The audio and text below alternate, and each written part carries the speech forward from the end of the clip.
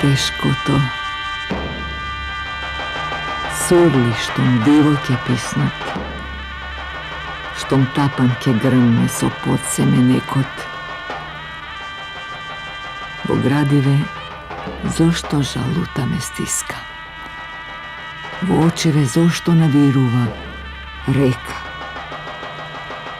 I zošto mi ide da plačam ko dete, da previjam race, da prekrstam lik, da grizam ja susni, stegam srce kleto, da ne pušti vik. O, teško to. Starci izleguvat, eve, na čelo im misla, v oči im vlaga. I prvi očekor pomekata treva, i miren i baven so zdržana taga. Mrznova tapan i pisok se kreva, i molnija svetnuva vo sekoj gled. I napred se pušta, se strelka se sleva, stegnati otret. Do starci te momci se faťat skokum. Ne izdrža srce, siv sokolvo kletka. Ne izdrža plamen živ potulen v oko. Ne izdrža mladost što sakada letne. Se zalula oro, se zavrte zemlja i činiš se korne streseni od vek. I okolu trpna tridištata temni i vraćat ek.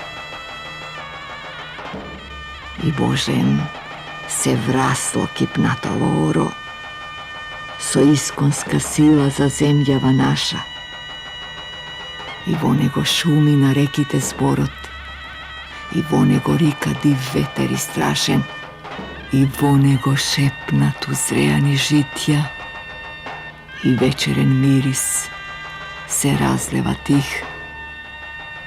I zemlja ta diševo proletna sitost, so zapalen stiv. I duša ta činiš narodot moj mačen, vo teškovo oro se utkala seta. Vek po vek što trupal se popusti mračen, od krvava bolka, od robija kleta. Vek po vek što nižel od korava misla, za radost načelat, za sloboden svet, od pesna, za ljubov što gine so piskot, ko žera volet.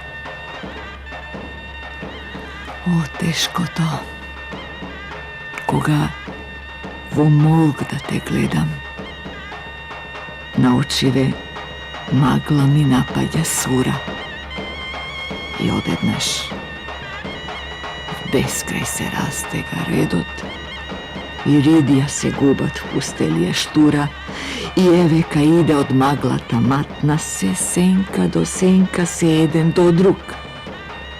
Vo beskrajno oro sin odi po tatka, po deda si vnuk. Vreminjata mračni se nivno topole i nivnata svirka na prangite cvekot, a glavite im se navedeni dole i pokroce vrvat se čekor po čekor.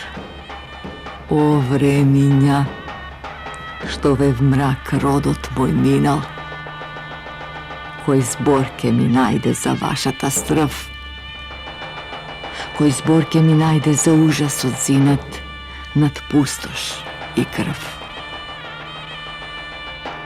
koji brojke mi kaže na lutite rani, na plamnati noći, na peplišta pusti, koji na srce bolki ke izredi sprani i na oči solzi i kletvi na usti.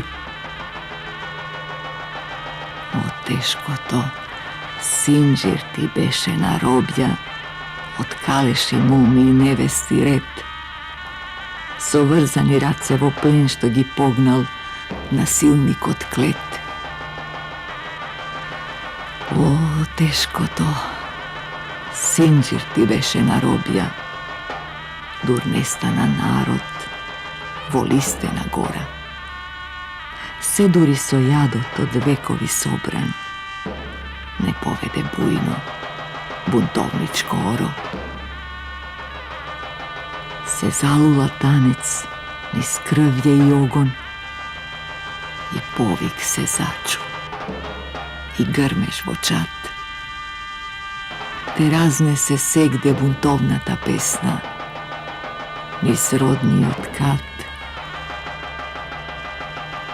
Во тешкото, сега, по нашите села, во слобода прв пат, што моро ке сретам. Зар чудно е солза да потече врела? Зар чудно е жалба јас в срце да сетам? Од вековно робство, мој народе, идеш, но носиш ти в срце дар златен и пои. Пченицата твоја криш плодна ке биде и животот твој.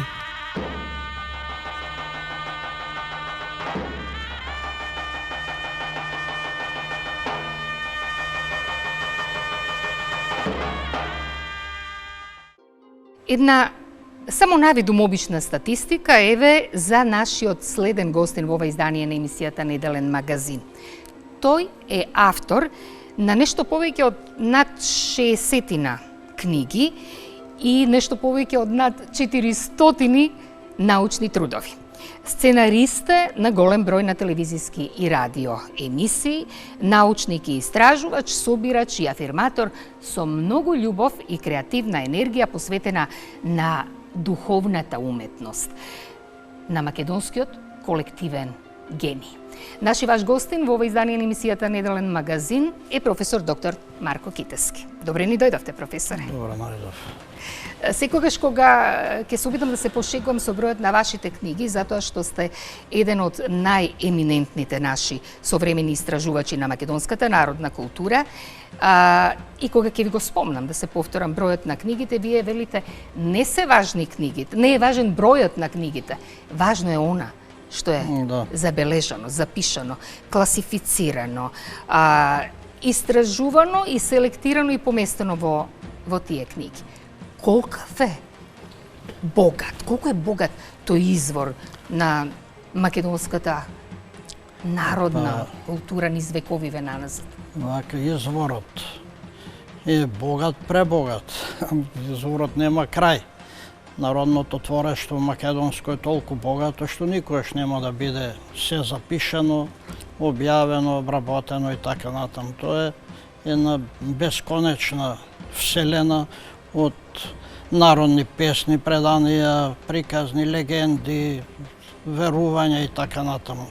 Значи, духот на македонскиот народ е богат, тој дух со векови создавал духовни творби, македонскиот гений е ненадминат.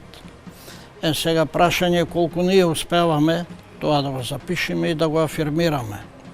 Низ години наназад, значи без малку 50 години, ако не се лажам, или може би нешто повеќе, на вашата научно-истражувачка работа, 72-ра беа објавени првите... Некаде 71 година почнав да запишувам народни умотворби, тогаш како студент на тогашниот филозофски факултет, сегашен филолошки. Тогаш што работував и со Институтот за фолклор, па така настанаа тие записи, така почна тоа истражување, почнав да објавувам статии во Нова Македонија, во студентски збор, во списанијата Современост и другите. Тогаш почнав да одам на научни средби, симпозиуми, конгреси на Сојузот на фолклористите на Југославија и така натаму. И во овие 50 години настана тој опус што го објавив над 60 книги и други трудови. Јас ќе мора да забележам, значи, огромен опус, достоен за почит. Зошто? Затоа што низ тие илјадници страници вие самите умеете да кажете дека бевте на некој начин привилегирани затоа што како да префрлавте бисери од една рака во друга, кога го правевте изборот, класификацијата на сите оние народни умотворенија, народни умотворби, собрано во тој 10-томен, прекрасен, би рекла, проект. Значи, бев привилегиран да работам на нешто убаво, меѓутоа бев привилегиран и со тоа што потекнувам од село, па народната песна и приказна и другите форми на народната култура ги носев во душата. Кога почнав да работам, кога почнав да се служам со литература, веќе видов дека тоа јас го знам. Од детството сум го видел, сум го почувствувал, сум го научил. Значи, беше прашањето да се прочита што повеќе и да се избере најубавото. Да се прочита не само народна умотворба, туку и литература и научни студии, толкувања и така натаму, и од сето тоа да се избере и да се афирмира она што е специфично македонско, она што не одделува од другите народи, што не прави автентични, она што се вика национален идентитет. Јас тука уште малку би се задржала на македонската народна лирика, на тие за вас, може би рекла, ако дозволувате, најомилени песни за кои што умеете да кажете, нели, дека можат рамо до рамо да стојат со највисоките дострели лирски од светската литература. Вака, значи, народната лирика, лирските песни се најубавите од народното творештво воопшто кај сите народи. Во нашава народна литература обредните песни, свадбените, митолошките доминираат, но пред се љубовните песни. Значи, таму имаме такви песни што со малку зборови е кажано многу. Песни, значи, такви конструкции што можат да се носат со најубавите песни од светската литература. Народната лирика е најубавото што го создал нашиот народ. Народните песни, значи, како што рековме, митолошки, трудови, семејни, хумористични, љубовни песни и така натаму, тоа се меѓу нив може да се најдат навистина бисери. Би сакала да ве вратам сега на појдовниот момент за гостувањето во овој издание на емисијата Неделен магазин. Ова е најновото ваше дело. Да. Македонски црковно народен календар. Ова е на некој начин пето дополнето издание на материјалот. Тоа е еден вид нова книга. Значи, првата книга ја објавив 96-та година и имав чест да има препорака од тогашниот архиепископ господин Михаил, кој што напиша убави зборови и напиша дека тоа треба да биде настолна книга во секој христијански дом. Значи, таа книга настана после подолг период работа на празничните празнувања во Македонија, значи празнување на светителските празници, и меѓутоа видов дека има голем број празнини во неа, дека има уште светители што треба да се афирмираат, што, знаете, има, според некои статистики, има околу 8.000 светители во христијанската црква. Меѓутоа, култот на некој воопшто не заживеел, на некој помалку заживеел, на некој заживеел во одредени краишта, во други не е познат.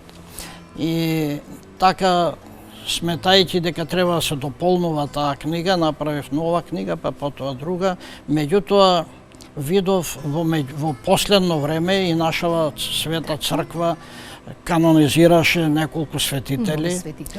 Па сите тие требаше да најдат место, но дојдов до заклучок дека треба да има содржини за секој ден, што има во нашиот црковен календар, според календарот на Македонската православна црква, и така настана оваа книга со податоци, значи, за големите христијански празници, за големите општо христијански светители, потоа за македонските светители и за ново канонизираните македонски светители, и на крајот за секој ден да можат луѓето да видат кој ден е денеска, кој светител на тој ден се празнува, се споменува и така натаму.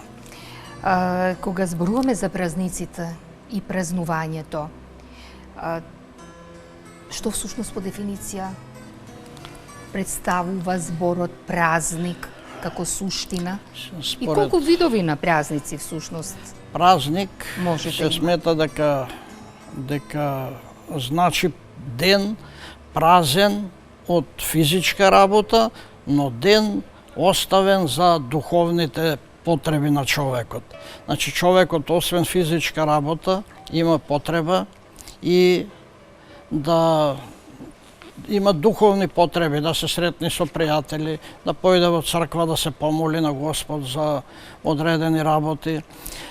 Нашиот народ празнува повеќе празници, значи освен овие светителски или христијански празници, празнува и имендени, родендени, па можеме да речеме дека и свадбата представува, и крштевката представува празник, се она што денот го издигнува над секојдневието. Тоа е празник. Празник е неделата, да речеме, бидејќи и Господ после 6 дена работа, 7-миот ден одморил и го посветил на Бога, и ние тој ден во почетокот саботата била ден за одмор, за празнување, но откако Исус е распнат и откако воскреснал во неделата, неделата е земена за празник и луѓето треба 6 дена да работат, 7-миот ден да го посветат на Бога и на своите духовни потреби.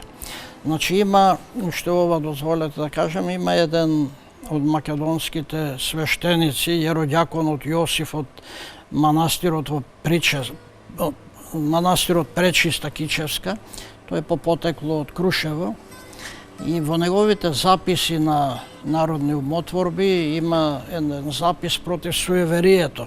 И тој вели: Господ не ти дал тебе помалку од колку што зел тој, туку ти дал еден ден во неделата да го празнуваш, и не треба тој ден да не го празнуваш, туку треба да се посветиш на Господа и да бидеш благодарен за сето она што Господ го дава. Така што во тие празници треба да го имаме предвид и неделата како празник. Во оваа книга празниците на Светата христијанска црква се поделени, нали? Така и книгата поделена всушност, Да. на подвижни и неподвижни, неподвижни да. празници. Значи сакав да направам книга што ќе се користи секоја година. Можев да направам книга за оваа година според календарчето и да биде Великден на датумот на кој се паѓа оваа година. Но јас сакав да направам книга што и в година ќе се чита и друга година, и затоа неподвижните празници или оние постојани празници ги оделив во првиот дел на книгата заедно со календарче, а другите празници што го менуваат датумот, како што се Великден, Прочка, Тодорова сабота, Спасовден, Духовден и така натаму, се во вториот дел. Затоа и во ведниот дел на читателите им препорачувам книгава да ја користат заедно со календарче на Македонската православна црква, и таму на тој ден каде што се паѓа празникот ќе го најдат во книгата, да се информираат што значи тој празник, што е суштината на празнувањето, како се празнува, ако има преданија, легенди и така натаму, народни умотворби поврзани со тоа има, ако не само за животот на светителот. Професоре, што значи предпразненство, попразненство и одание? Тоа се црковни термини, ги има во календарчето на нашата црква. Тоа е периодот пред празникот, некои празници имаат повеќе денови пред празненство. Тоа е периодот кога се чувствува празничната атмосфера, кога во црквата се пеат песни во чест на празникот, тоа е пред празненството. Сега тоа продолжува, не завршува со празникот, туку завршува и неколку дена по тоа. Тоа е по празненство и на крајот со тоа одание што се вика е најсвечениот момент кога завршува тоа празнување. Некои празници имаат еден ден пред празненство или по празненство, некои имаат 3-4, господовите празници имаат повеќе, богородичините исто така. И треба да се каже уште тоа дека после Великден нема попразненство и пред Духовден нема предпразненство, затоа што таа атмосфера празнична од Великден до Духовден се смета за тоа, за предпразненство и попразненство на тие празници, односно се чувствува таа атмосфера празнична. Кога веќе зборуваме за книгата Македонски црковно-народен календар, интересно е што всушност на едно место читателите ќе можат да го најдат и описот и употребната вредност на сите оние обредни предмети, обредни елементи кои што се употребуваат. Знаете, сметав за потребно, опишувајќи ги празниците, да напишам нешто и за тоа, бидејќи при празнувањето се користат тие обредни предмети, тие не се нови, тие се стари колку и христијанството, но и многу повеќе, бидејќи во и во предхристијанскиот период тие постоеле и имале своја употреба. Не само иконата, туку и маслото, и водата светена, и темјанот, и пченицата, и така натаму, сите тие што се тука напишани, запишано е и тој податок дека тие и во предхристијанскиот период имале улога во животот на човекот. Кога станува збор за македонската народна култура, таа има една извонредна повеќе слојност, која што всушност се забележува, нели? И се афирмира всушност и низ... Вака, затоа можеме да речеме дека под народна култура подразбираме поширок поим отколку религија или тоа, значи тоа е еден поширок поим во кој влегуваат повеќе сегменти на духовната култура, на народната култура на нашиот народ. Кога зборуваме за христијанството, велиме дека тоа е 2000 години присутно на наша почва, 2000 и нешто веќе, сега еве и 20 години. Дека светиот апостол Павле прв го ширил христијанството тука и можеме да речеме дека Македонија е всушност таа порта низ која христијанството влегло во Европа.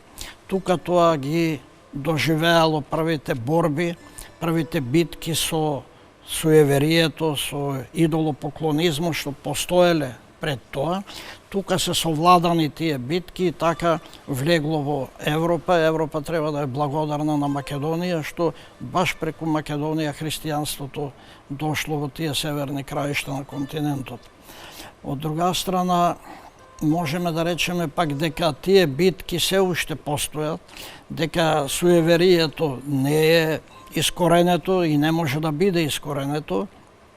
Тоа е присутно кај нашиот народ и покрај тоа што црквата секогаш укажувала на присуството на суеверието во животот на нашиот народ. Меѓутоа тоа еве се уште постои. Иако еве го споменавме и роѓаконот Јосиф со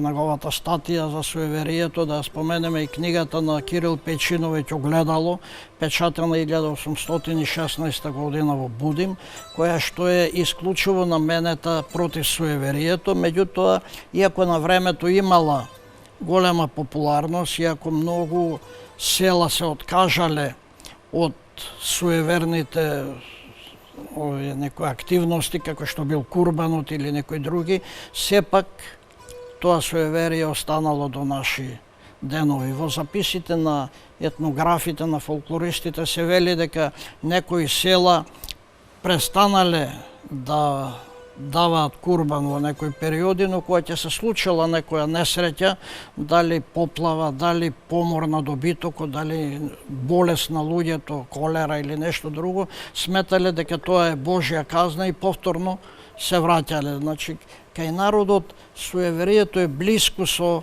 религијата, иако суеверието прави голема штета на религијата, на верата. Меѓутоа, еве, тоа е се уште присутно, дури по овие социјални мрежи зема голем замав. Да се вратиме на празниците и празнувањето месец декември и месец јануари. Пребогати со празници и празнувања, со празничен дух, со домашни слави или служби. Домашните слави некаде почнуваат со Петков ден и траат до крајот на јануари, до Танасов ден. Има и после тоа празници, има и пред Петков ден празници, меѓутоа славите народот ги правел после летниот период, во зимскиот период, кој што е по-пасивен во однос на физичката работа, на полската работа и така натаму. Значи, откако ќе се собере летнината, народот ги одржувал своите домашни слави, служби, како сакате, и тие се големи празници, Митров ден, па Аранđел, па Петков ден, па Световраче и така натаму. Во јануари има доста празници, како што се Божик, па Водици, па другите. Но тие не се слави, славата има една фамилија, а овие празници се на целиот христијански народ. И Водици, и Василица, Нова година православна и другите во јануари и во декември месец. Свети Никола се чини еден од најпочитуваните светители кои што се патрони на голем број на домашни слави, домашни служби кај македонците. Па се смета, се вели дека во Скопје, да речеме, половината населението го славело Свети Никола. Дали е тоа точно и да не е точно, пак е многу. Значи, Свети Никола е општо христијански светец, живеел пред поделбата на источно и западно царство или православие и католицизам, заради тоа е почитуван и славен и кај католиците и кај православните.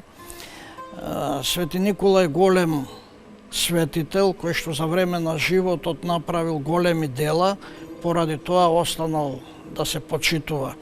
Но пред да почнеме за Свети Никола, дозволе ми нешто да спомнам за Свети Климента, едно пишување или гледање на Григор Прличев. Прличев во една своја беседа за Свети Климента вели: не отима Свети Климент нужда ние да го славиме, но ние сме должни да го славиме секаде и секогаш колку што ни дозволуваат можностите, иако никој не може да го прослави толку колку што заслужува. Уште Прличев вели: добродетелните луѓе на земјата се Божји образци. И уште вели: кога се слави доброто, тогаш кога се слават светителите, се слави името Божјо. Тогаш добрината зема замав, а лошината ја губи својата држава. Ова истото можеме да го речеме и за Свети Никола. Значи, Свети Никола сме должни да го славиме заради неговите добри дела. Тој за време на животот ги помагал сиромасите, ги помагал затворениците, се борел за тие што биле неправедно осудени. Дури еднаш и на джелатот му го истргнал мечот од раката, кога сакал да погуби некој невин човек.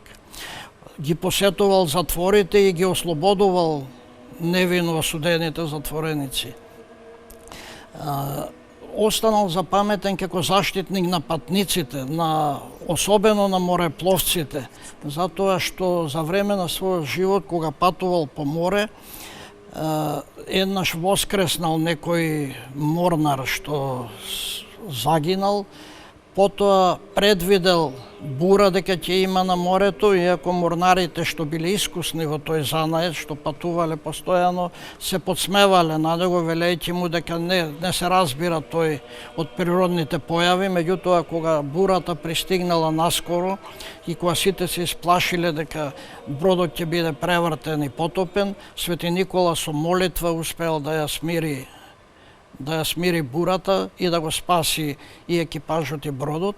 Така останал запаметен и сега се смета за заштитник на морињата и нашиве запишувачи на народни умотворби и Спространов и Шапкарев и Стефан Тановеќ и другите сведочат дека и во Охрид и во Дојранското езеро на Свети Никола не работеле бродовите и кајчињата не пловеле, затоа што го држеле празникот на големиот светител. Свети Никола останал запаметен како добротвор. Според неговото житие има посебно е истакнато кога некој богат човек осиромашил, а бидејќи не бил навикнат да се бори во животот, кога останал без материјални средства, имал 3 ќерки, за да ги омажи, бил спремен да жртвува честа на своите деца. Меѓутоа, секогаш кога ќе дојдело за мажење некоја од неговите ќерки, Свети Никола му фрлал низ прозорот ќеса со пари. Кога го направил тоа третиот пат, човекот истрчал и го познал владиката архиепископот Мирликиски, но тој му рекло дека тој не го прави тоа за да добие афирмација или светска слава, туку за да му помогне. Значи им помагал на луѓето без за тоа да бара некои признанија. Ама, професор, ако дозволувате, токму ликот на Свети Никола Чудотворец низ децениите, низ вековите наназад, во западната култура се трансформира во ликот на Дедо Мраз. Тоа е веќе вулгаризирање на светителот, неговата добрина, неговото помагање на сиромасите, на бедните и така натаму придонело да влезе во таа индустрија. Меѓутоа, останува Свети Никола голем светител, не само поради овие, да кажеме и тоа дека е роден тој некаде кон крајот на 3 век, дека близу 60 години раководел со Мирликиската црква, значи во градот Мир, во областа Ликија. Роден е во Патара и неговиот чичко, кој исто бил епископ, владика, го препорачал уште од детството, гледајќи во него, како што вели, сонце што ќе ги огрее сиромасите. Свети Никола е значаен и на првиот Вселенски собир, е учесник на првиот Вселенски собир, што го свикал царот Константин Велики во 325 година во Никеја. Значи, тој собир е свикан за повеќе прашања од важност за црквата, најпрвен затоа што различни цркви Великден го празнувале на различни датуми, па за да се дојде до согласност за еден датум. Не е формулата за Великден таму дефинитивно решена, но дадени се некои поидовни решенија, кои што подоцна се уточнети. Потоа, во тоа време се појавила една ерес, еретикот Арие, кој што на Господ на Исус Христос му ја одрекувал божествената природа. И кога настанала таа кавга, Свети Никола станал и му удрил шлаканица на еретикот, поради што бил исклучен од собирот и му биле одземени сите почести црковни. Меѓутоа, ноќта неколкумина од поистакнатите учесници на собирот имале видение, виделе дека на едното рамо му стои Исус со Евангелието, а на друго Богородица со омфорот. И тогаш виделе дека погрешиле, му ги вратиле сите одликувања и тој бил пречекан со многу почести, бил вратен на соборот. Значи, сакам да кажам дека имал богат живот, бурен живот. По смртта на Свети Константин тој бил и затворен, и во затвор поминал доста време, но целиот негов живот го посветил на Бога и на луѓето. Тоа е Свети Никола, затоа заслужил да го славиме, а тоа што некои го искористиле во индустријата, тоа е едно вулгаризирање на ликот и неговото дело. Кога ќе оди премиерното емитување на емисијата Неделен магазин, е токму 19 декември. 19 декември, значи, затоа да им честитаме на сите што го слават Свети Никола, а тие не се малку во Македонија. И нека се помолат пред Свети Никола за се што има желба. За се добро и во семејството и во земјата. Професоре, со вас има уште многу за што да се зборува. Меѓутоа, јас искрено ви благодарам што денес бевте гостин во ова издание на емисијата Неделен магазин. Со желба да се видиме во некои од следните изданија во новата 2022 година, кога малку повеќе ќе проговориме и за записите од мајка ми, така е насловена вашата книга, и за записите од народната култура и традиција на славната Деврца. Да. А може би до тогаш ќе не изненадите и со уште нешто друго. Со најава на некоја друга книга. Се е во Божји раце. Ви благодарам за гостувањето. Ви благодарам. Секој добро и во здравје и во радост да си ги поминете, празниците. Тоа беше професор доктор Марко Китески, а вие останете и понатаму со нас. Блаже Конески. Свети Никола. Свети Никола Златен пак се си принесе што треба. Го пречекавме и со посна сарма, и со граф, и со рибина кромит. Не е како некогаш, кога спроти празникот ќе надојдеа, сега покојните, и ќе седнеа околу трпезата. Се почнуваше со леблеби, расол и сторени пиперки, мезе за домашната ракија. По вечерата идат комињакот и скажувањата. Потоа гостите легнуваа кој каде се нашол. Ордан, тетинти, Бог да го прости. Нели беше псалт, ке запееше во сонот: Господи, омилуј! И потоа тивнуваше ноќта. Тоа што минало, минало. Ама сепак сполајму, еве не живи со Господ напред и се плоди нашето племе.